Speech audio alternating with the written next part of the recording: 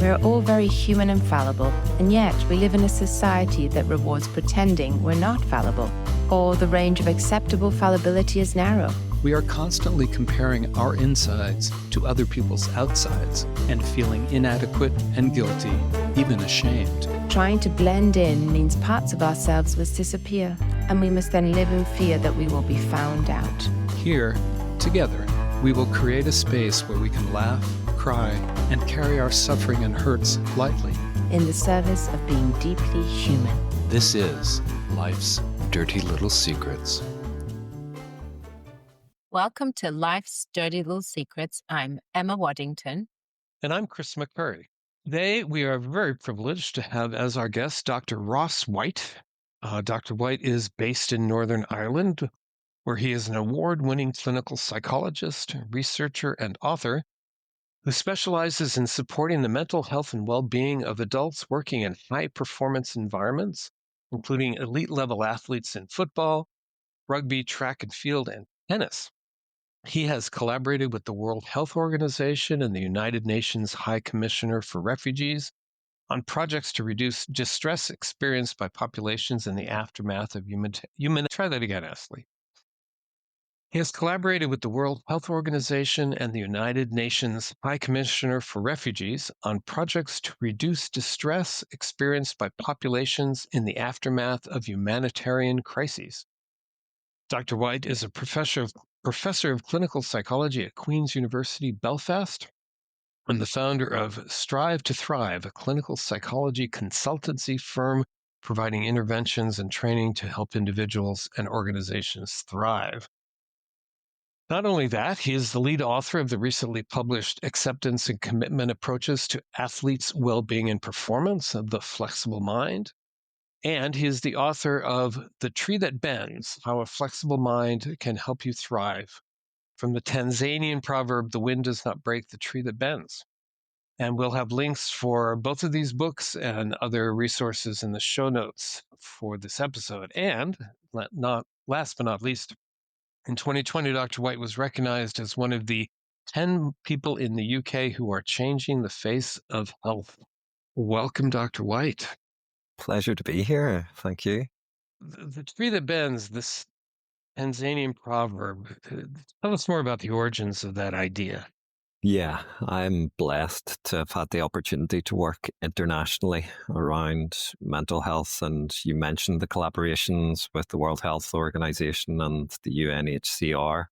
And that work has been around the development of a self-help intervention, guided self-help intervention, which is based on a therapy that I use extensively that you guys will be familiar of, but maybe less familiar to some listeners, acceptance and commitment therapy, or ACT. And yeah, part of the work that I've done in sub-Saharan Africa has also been to understand idioms of distress and idioms of well-being, which are culturally specific linguistic ways of expressing what it means to experience distress, but also to experience resilience and well-being. So yes, I came across this Tanzanian proverb, the tree that bends does not break, or the wind does not break the tree that bends. It can be expressed different ways during the course of that work. And it was a very powerful image that stuck with me. And as I sat down to write this book, that was so important for me to write and to share the knowledge and insights that I've acquired over decades of work, that metaphor really was there, and I wanted to incorporate that in. And ultimately, the book is about helping people to break through without breaking you. It's about recognizing perhaps one of life's dirty little secrets, that success and well-being don't need to be a zero-sum game, right? We don't have to sacrifice ourselves at the altar of what is supposedly success, that we can actually excel and feel well. So that was really the guiding ambition for the writing of The Tree That Bends, and I thought that as a title worked really well. This idea of the zero-sum game, in order for me to be successful in one area, I've got to diminish myself or sacrifice in some other area. Can you give some examples of how people might get caught in that trap? Yeah, absolutely. Dear listeners, Chris and I are excited to tell you about our work that is currently available for pre-order on Amazon. Just in Case Sits with Anxiety is for 8 to 12-year-olds struggling with anxious thoughts and feelings, and the tools and ideas in the book are based on acceptance and commitment therapy. In the book, Justin has his first babysitting job, and together we help him learn to have his anxious thoughts and feelings and still stay focused on what he needs to do in order to get the job done well. The book was published with Jessica Kingsley Publishers and is an excellent resource for parents and those working with kids and anxiety. Have a look online and pre-order your copy now. We had hoped that the COVID pandemic, for all of the distress and trauma and grief that it caused, would ultimately signal a new beginning, that it would help us to re-examine the commitments that we have in life and our work-life balance, or perhaps people refer to it as work-life blend, and that this was the dawning of a new age when we would have that ability to both do well but also to feel well. But the indications are that actually rates of burnout are increasing. And since the pandemic, surveys have indicated that we're actually working longer hours than we were before. So I was concerned deeply by that. And yeah, if we think about burnout as being an end state that we obviously want to try to avoid, this concept of thriving is very important. And that's in the title of the book, how a flexible mind can help us thrive. And thriving is a concept that we use it obviously in everyday language quite a lot, but in psychological terms, it's a concept that people like Daniel Brown at the University of Portsmouth, who's a sports psychologist, has been doing a lot of research on. And it is about this ability to both do well, but also to feel well. So yeah, I was very motivated to try to see what we could do to spread these messages around thriving and the importance of thriving, but also practical tools and strategies and techniques we can use to help people thrive. And I wanted that to offset some of the messaging in popular culture and social media. Gosh, the ordinary is immune from going viral. It's the extraordinary that goes viral. And we enter into this process of social comparison about these people doing incredible things and think, wow, how can I compete with that?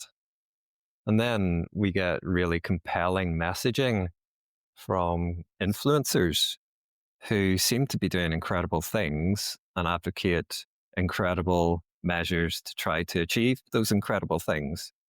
So there are folk out there like David Goggins, and there's a lot to admire about David Goggins, ex-military, ultra athlete, but he finishes all of his videos with the notion, stay hard, right? And I kind of watch that and listen to that, and I kind of think, oh yeah, maybe I need to stay hard. Maybe I need to just suck it up, do more, be more. Yeah, relentlessness, that's good. That's good. And it is a compelling sell. We all want to be extraordinary in that sense. But for me, thriving and being able to sustain our success in the longer term is about embracing and celebrating other traits, dare I say, potentially less sexy traits that don't lend themselves maybe as well to buzzwords or nice catchphrases. So stay hydrated. Maybe it doesn't work quite as well as stay hard, or indeed stay flexible. Yeah, okay, maybe a bit better, but maybe just not quite as compelling as the stay hard line. But I would argue these issues around, well, being flexible, being self-compassionate, being forgiving of oneself, relenting more, not just being relentless, are so important for us being able to take care of ourselves so we can continue to take care of business. So that was really a central thrust in the writing of this book. Well, you just can't sustain these kinds of, whether it's the pace or the output or whatever it may be. I mean, at a certain point physiologically, you're just going to have, Right. parasympathetic rebound. Right. and things are gonna crash. Yeah. And we don't know what these influences are doing or what they look like when they're off camera. But yeah, there is a lot of pressure. I love this idea of the ordinary is immune from going viral. Yeah, it just doesn't sell. I wouldn't. Yeah, not that I ever get on Facebook. I did yesterday because a friend posted something, and I was 45 minutes later. I was like, oh my god, I just wasted 45 minutes. But it's never. You know, I took a nap with the cat this afternoon. Yeah. It's got to be some extraordinary achievement that I'm, you know, bragging about. Yeah. Well, let me ask you a question. Do you know Jim Whittaker? Either of you heard of Jim The, mount, Whittaker?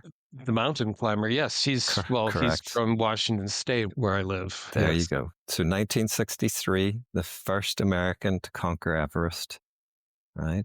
Jim Whittaker also launched a T-shirt. You're young enough maybe to remember the No Fear T-shirts. I don't know if Mm-hmm. yeah.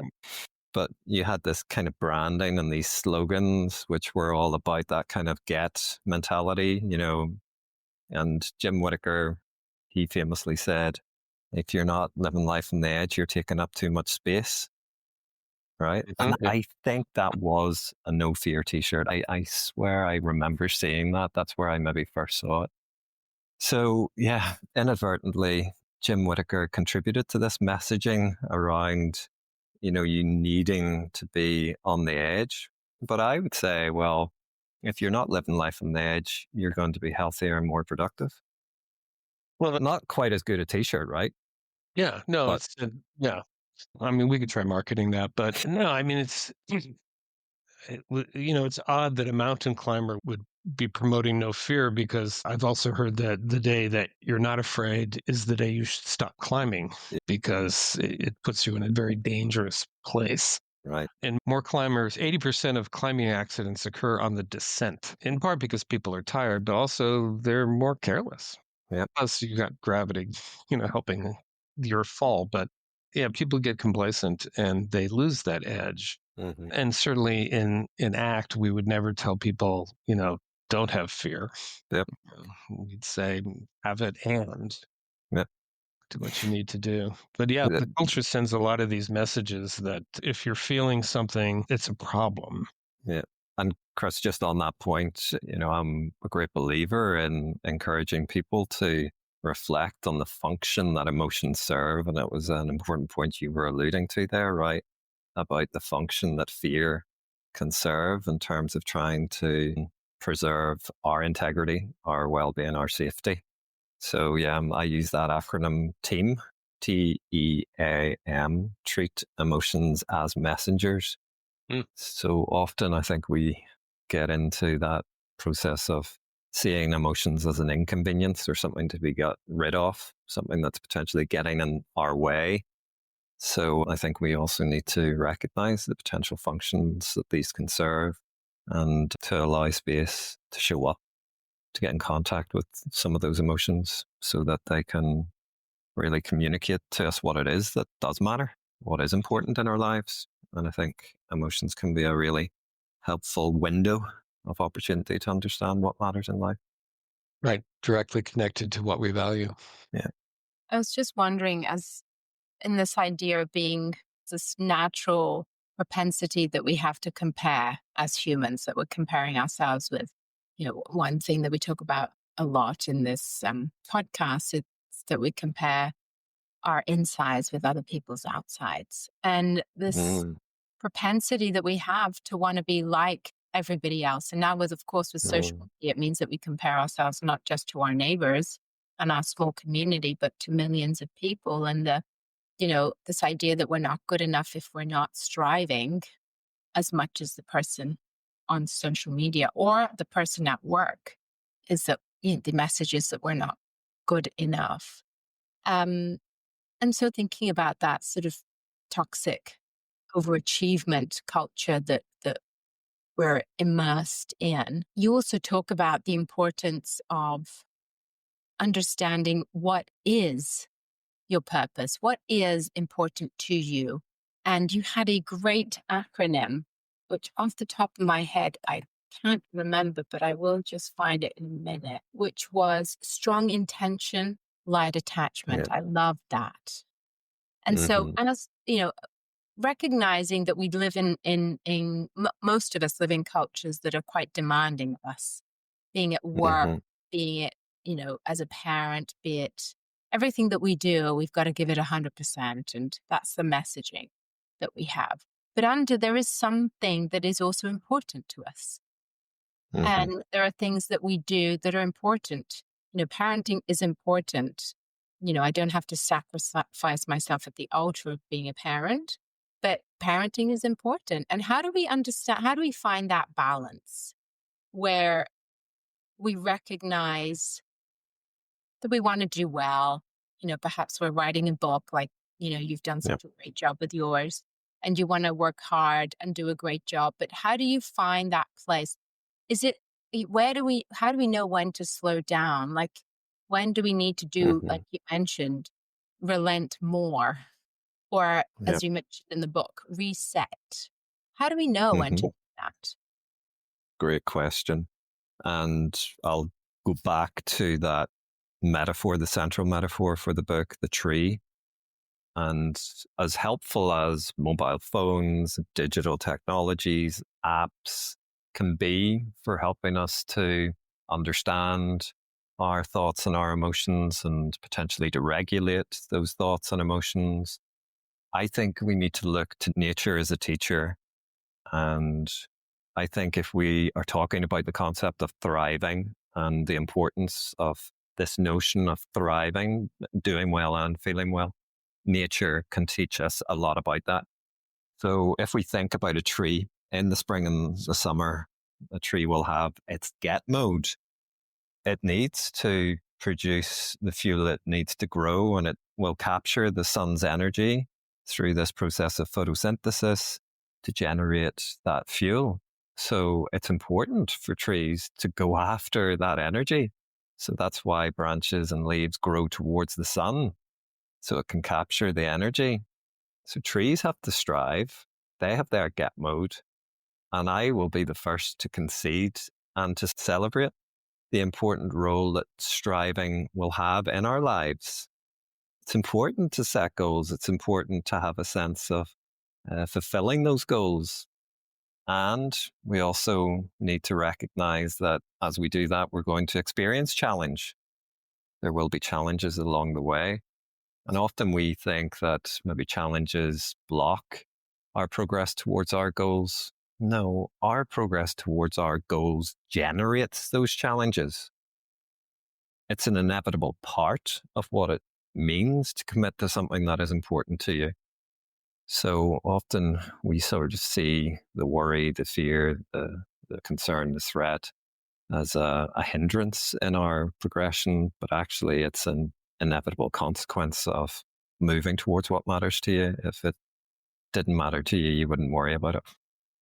So as we do that, we're going to experience a sense of threat. And trees also have their threat mode. Trees have to weather storms, okay? Storms that will test their integrity. Trees also have to be responsive to potential infestation from bugs or fungi that can kill trees. So a tree needs to invest energy in protecting itself. So trees have their threat mode, and we too have our threat mode. It's important for us to respond to potential risk, to danger, and to look after ourselves. So we have our threat mode. Finally, if you think about trees in the winter and autumn, trees drop their leaves. The trees do that because the sun's energy isn't as strong. So it's not photosynthesizing to the same extent. It's not as efficient to process. But trees also drop their leaves so that snow doesn't gather on their branches and break the branches. So trees have their reset mode during autumn and winter. And it's a time for taking stock, revitalizing, to go again in the spring and summer.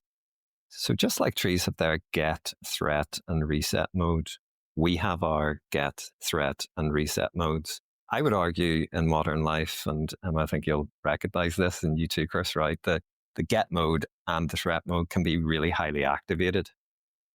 And that means that the reset mode is potentially downgraded, or it certainly becomes the poor relative and perhaps gets underserved. So I think we need to be purposeful in making time and opportunity for those resets so that we can continue to sustain our efforts in the longer term. So nothing wrong with striving, nothing wrong with surviving, but we also need to revive. Reviving is an important part of this picture. And we can do that in a proactive way. We can plan resets. So if we recognize that we've got a period of busyness where we're working to a deadline, go for it. Yeah, and take care of yourself as you're doing it, but then try to build in opportunities for reset beyond that. So you can do that proactively. But there are also what I call momentary moves for reset that you can do in a more reactive way. If you notice that your threat system's really highly activated and you've had a very stressful day, there are these momentary moves for reset that I talk about in the book that can be really helpful for bringing us back to center and allowing us to feel a bit more grounded in the storms of life that we might be experiencing. Yeah, that could be as simple as 3 mindful breaths Right. in order to reset yourself. But working with parents all those decades, I would say you have to schedule your time. It can't be just, fleeing from the kids because you're completely overwhelmed, but it has to be these 2 hours on Thursday evening are mine. Yeah. And that's just set in stone, within reasonable limits, but you're just anticipating that I'm going to get my break. I'm going to be able to go to the gym or, my book club or, you know, whatever it may be, but it's there on the horizon and not just something that's done out of desperation.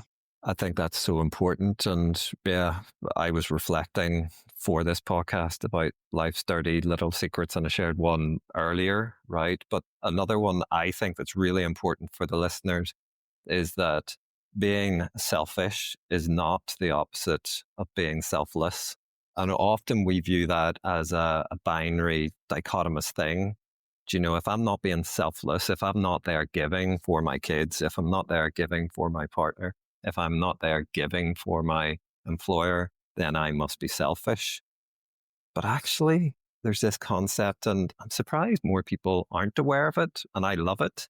It's this idea of being self-full, about recognizing that we all have these basic psychological needs for autonomy, so having a sense of agency in our life, relatedness, so having a sense of connection with others, and having a sense of mastery, so feeling that we're developing skills, that we're becoming more competent at doing things.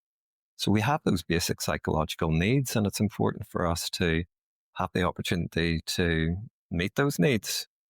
And that's about us being self-full so that we can contribute to play a very active role in helping to support others too. And I guess just coming back to this idea, I love the get, threat, reset. And so we know, I guess that's where emotions, right? Treat emotions as messengers. That we know perhaps that our threat system has been overly activated for too long. Understanding, just like with the tree, that we will have an activated threat system every single day. Yeah. But when it's activated for too long, then our emotions will start to tell us. We start to feel depleted, or some of those burnout signs like cynical, negative about. And that's a message from your nervous system to reset. So that's where emotions are really important, as opposed to just push through, suck it up. Actually, we do. That's when we stop striving. So using those emotions to tell you when you need that reset, I guess. Well, asking yourself that's beautiful, and that's absolutely right. Treating the emotions as the messenger and allowing that to feed into some of that thinking about, well, what motivational mode am I in? And that, for me, is a really important element of this as well. The noticing. And I literally ask myself on a number of times through the day, well, what motivational mode am I in at the moment? Am I in get mode? Am I in threat mode? Am I in reset mode? And I would encourage listeners to ask themselves that question as well. And if you're noticing a recurring theme in how you're answering that question, well, that should be communicating something to you about the need for redress or rebalance around, well, okay, maybe I need to be a little more purposeful in trying to make time for the reset. But if you think of, listeners will be then asking, okay, well, I've noticed what mode I'm in and what can I then do? If you think about how trees navigate their way through get, threat, and reset, the tree uses its anatomy, its roots, its trunk, its crown, right, branches and leaves. And I think that again is a very powerful metaphor for how we can have the flexibility to move between those different motivational modes. So let's think about the roots of a tree that anchor the tree in its environment. Well, we can be anchored in the here and now, the time and place where our life is unfolding. Too often we mentally time travel to the past or to the future in a very unconscious way, right? Our mind wanders, and that can sometimes deplete our ability to make the most of the here and now. So being anchored is about recognizing we can be where our feet are, not where our head is drifting off to. So come back to the here and now, be anchored. Then it's about being willing, just like the trunk of a tree has to be willing to bend and flex in the wind. We need to be willing to recognize that our minds are story generating machines. You know, they write these scripts about who we are, what we're capable of, what other people think about us, just like that. So we need to be willing to recognize that our minds generate these stories and willing to show up, make space for the emotions that come along with those stories. So we need to be willing. And then finally, we need to be empowered. Just like the tree is empowered by the sun's energy, we need to be empowered by our sense of purpose and our personal values, and allow that purpose and personal values to really inform the choices that we're making. So just like a tree uses its anatomy, our ability to flexibly move between those different modes of get, threat, and reset can be helped by our ability to be anchored, willing, and empowered, which are the three elements of what I call a flexible mind, which is ultimately what the book is helping the reader to develop. So how does one disentangle get from threat? Because I could see a number of situations where I could say to myself, I'm in get mode, but what's really underlying that is some sort of threat, like, I'm not achieving enough, or if I don't, do this, then I'm not going to get the promotion that I need, but blah, blah, blah, blah, blah, blah, blah. So is there some overlap or some infiltration of threat into get that we might be mindful of? Yeah, I think that's a great observation. And it's a fine line that we tread in terms of the get and the threat mode. The get can be highly activating, motivating, gives us that sense of direction and momentum. And then we can experience challenge along the way that can quickly tip us into that threat that I'm not good enough, or this isn't going to work out, or other people are thinking that I'm crazy for doing this, right? This threat mode can be activated very quickly in that context. I think an important question is question our goals. Why is it that we are seeking to achieve a particular goal? And I think that speaks to your suggestion that, well, underneath the get, we might be motivated by a sense of threat. So our push to achieve a promotion or to try to live in a bigger house is motivated by us not feeling that we're enough as we are. So I think, let's sort of delve in and reflect a little on why it is we are seeking to achieve a particular goal.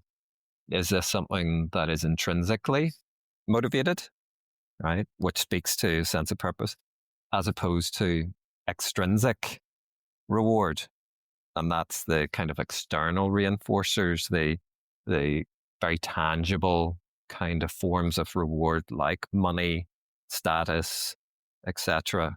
And there's nothing wrong with being motivated by extrinsic rewards. We need to take care of ourselves financially and those we care about. But at least we can be explicit in knowing that is the source of motivation for us.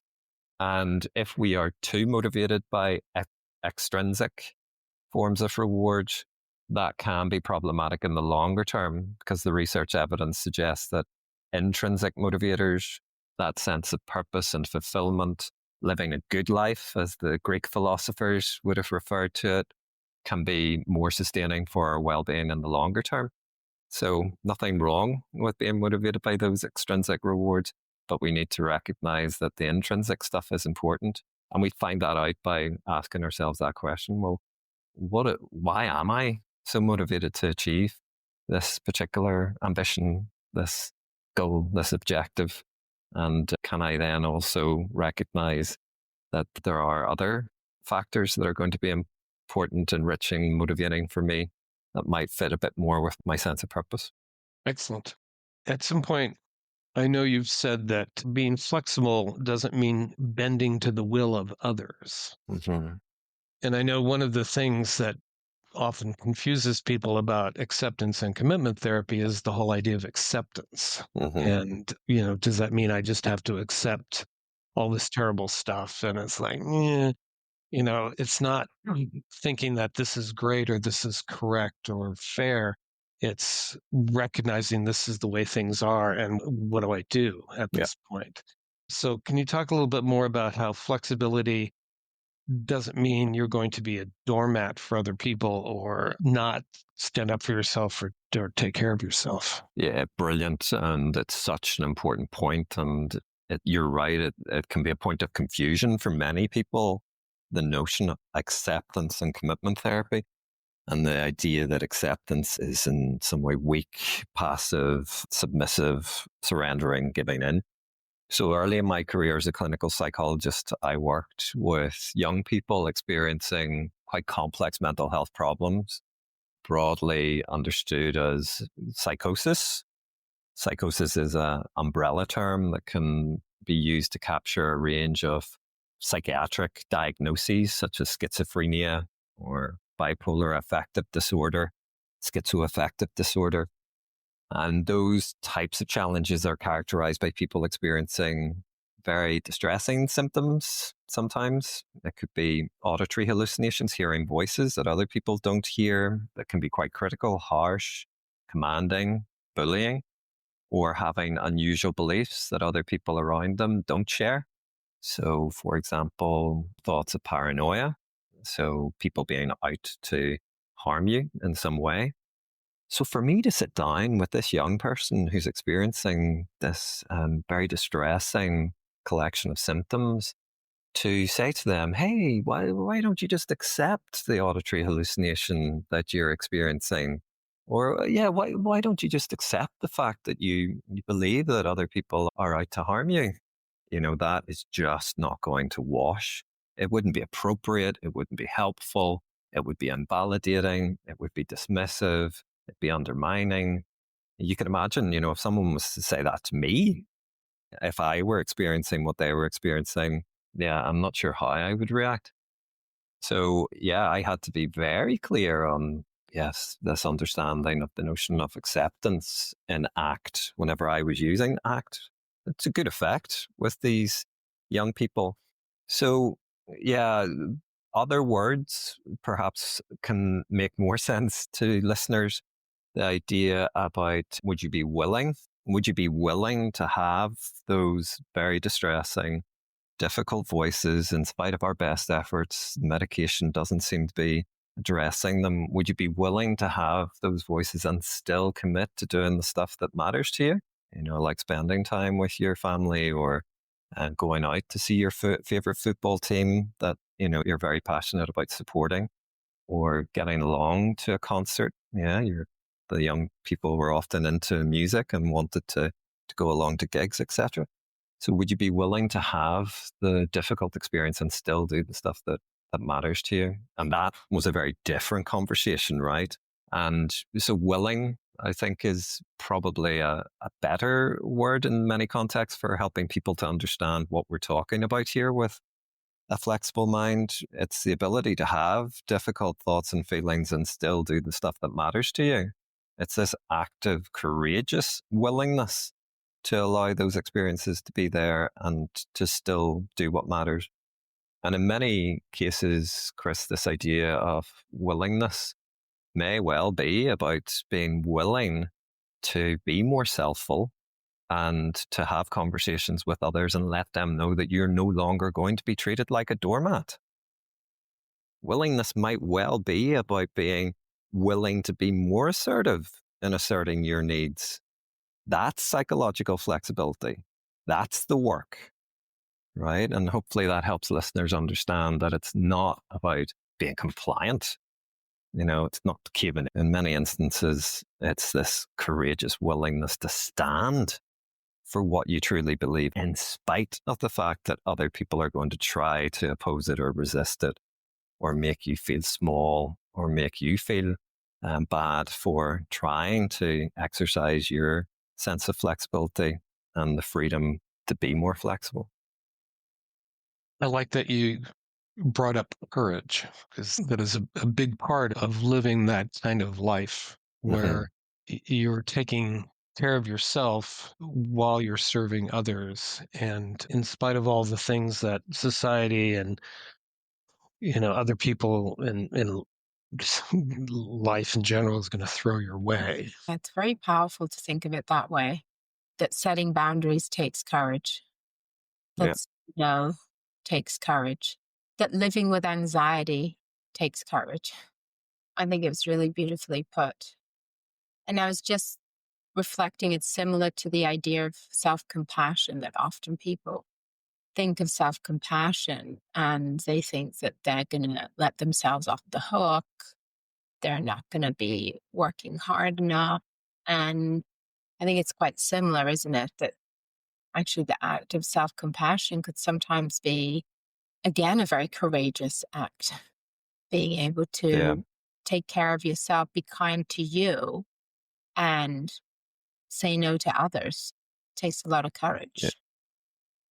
Yeah, I think that's a really important point. And there's even the concept fear of compassion, because you're really speaking to a concern that many people will have through their lives.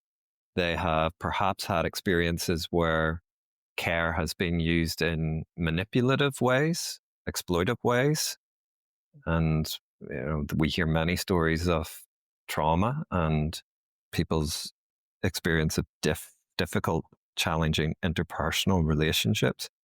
So, people may have learned to be wary of allowing others to be too close and too intimate with them. And there can be fears around compassion relating to that.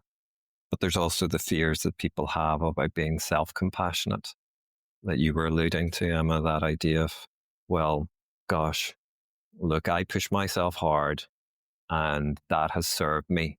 That's allowed me to really achieve things, and it's been recognized, it's been reinforced.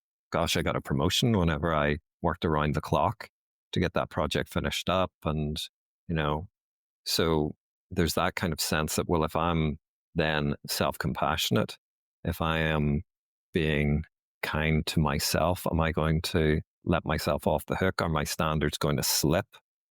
Right? And people's willingness, right? Speaking back about willingness, to lean in to the fears and the concerns, the doubts, the uncertainties that they have about how this new relationship with themselves is going to unfold. That does take courage. That is the work, but it's potentially hugely rewarding work. So I recognize the importance of self-compassion in my own life, because I think I am a reformed, recovering workaholic, if I'm very honest. I'm a recovering perfectionist.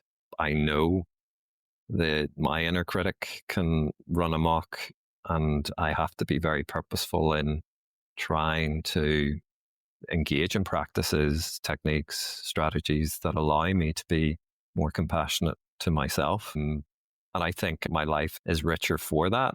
No less productive for it. Yeah. But potentially productive in different ways. Mm-hmm. Do you know who is measuring the productivity around that? And I think that's a really important question for the listeners to focus on and for me to unpack a little, because there may be people looking at me thinking I am not being as productive, right? Because I have had to revisit, reevaluate what is meaningful for me. What am I going to invest my time, energy, and effort in? And yeah, I've had a shift away from some of those more extrinsic indicators of success. And I have been on this journey to move much more towards some of those intrinsic indicators of success, being true to the values that I want to espouse, being the person I wish to be in the world. And that involves spending more time with other people and being there more for other people, because I recognize that I have made huge sacrifices at times in my life to my detriment in my personal life that have allowed me to succeed in my professional life. So, yeah, that idea about being more productive, arguably that could amount to being less productive in some forums and domains in our life so that we can be more productive in the domains of life that are intrinsically important to us. So there can be a shift in the investment, time, energy, effort, and the sources of rewards that we're getting as a result of that. And I think it's just got me thinking about a previous podcast we had on with two guests. That's the only time we've had two guests where we spoke about, is work worth it? And it was a philosopher and an organizational psychologist. And it was a great conversation. And the idea that sometimes, we work because we have to, not because it's purposeful in any way. It's just a means to an end. And sometimes we're working and it feels purposeful. And sometimes we feel more, purposeful in other areas of our life. So I guess that's part of the flexibility, that there isn't a recipe that will work for the rest of your life. You'll go through seasons where, perhaps your career needs more time and effort. And as long as that still feels purposeful and you can manage it, that's okay to do that. Yep. And then go through a different season where, you've had enough of working and you want to spend more time with family, and that work takes another seat. I think there's that flexibility to sort of move with the times, with your stage in life, with where you're at physically and emotionally is really important too. And that speaks to that idea of strong intention, light attachment that you mentioned, that I speak about in the book. Be strong in your intention to be true to your sense of purpose, which, by the way, can evolve as we move through life. And be light in attaching to the idea that there is one single way of doing that, right? So when it comes to our sense of purpose, there are multiple pathways. When it comes to our sense of purpose, no defeat is final. It's about dusting ourselves down and going again so that we can be true. And I think your point's a really nice one, that sometimes our work and our purpose overlap, and that's often called our calling. It's my calling, right? And it feels like very purposeful work. For other people, their work is a means to an end to sustain their ability to engage with their purpose in other domains of life. Elements of it are absolutely rewarding, important, and enriching, but it's also about helping them to potentially finance their opportunities for travel or getting out there and exploring or engaging in some adrenaline sport, whatever that might be. Okay. So yeah, it's about perspective too, and recognizing that purpose can find its way in different domains of our life. Yeah, I think it's important. And it speaks to the importance of flexibility and being nimble and adaptable to our life circumstances. Because I think this sense of purpose and work can get very rigid. Like, Yeah. coming back to our topic of being high performers, we can get very attached, to what work, because we do it for so many hours. Like, it makes sense that we get these stories about how important it should be, but that can trip us up. Another important point that I'd like to make is this idea about finding our purpose, and Yeah. that's out there. Simon Sinek, in his book, start with why, find your why. That's often used in the context of our purpose. And I think for many people, that can just be a frustrating and potentially unrewarding experience. That idea of, I need to find my why. I need to find my purpose. And for me, purpose isn't found, it's formed. And the seeds of our purpose are there in our lives already, in those aspects of our lives that bring us a sense of vitality, a sense of buzz. And when we feel that, we have to listen to it, and we have to find ways, and we have to be pragmatic and flexible in finding ways to grow that sense of purpose. So that's what I mean by purpose is formed. And I hope that's a reassurance for people. Because, we can all be left thinking, all right, I'll walk out the door here and I'll maybe trip over my purpose that's lying in the corridor,